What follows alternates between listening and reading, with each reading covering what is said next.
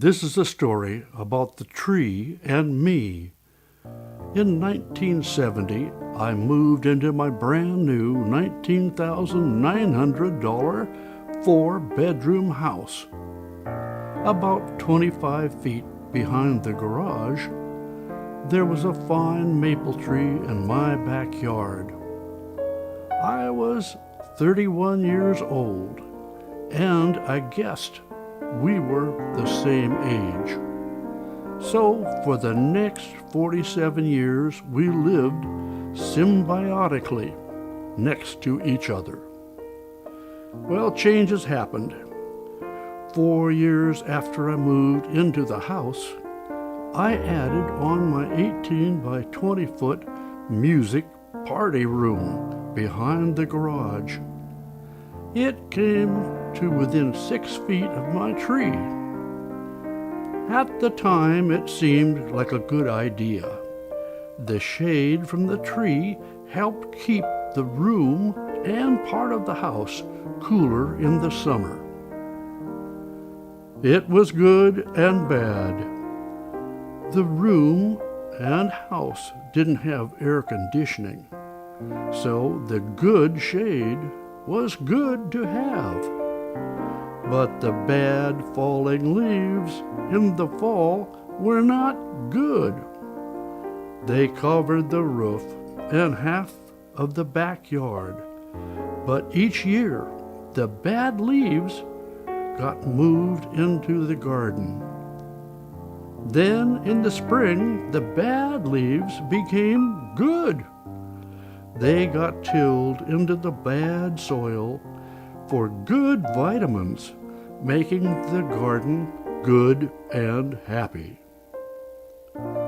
Last April, when I was working on a song in my music room, a huge limb broke off the tree during a windstorm.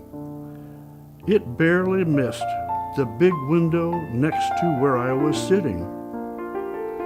So last week, I paid $1,000 to have the tree trimmed to stop any more damage.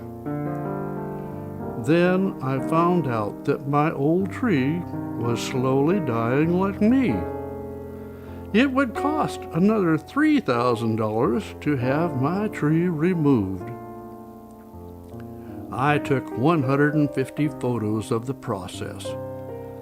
I felt the tree's pain. I watched it being killed, one limb at a time. I had my 78th birthday, one day before they started ending my tree's life.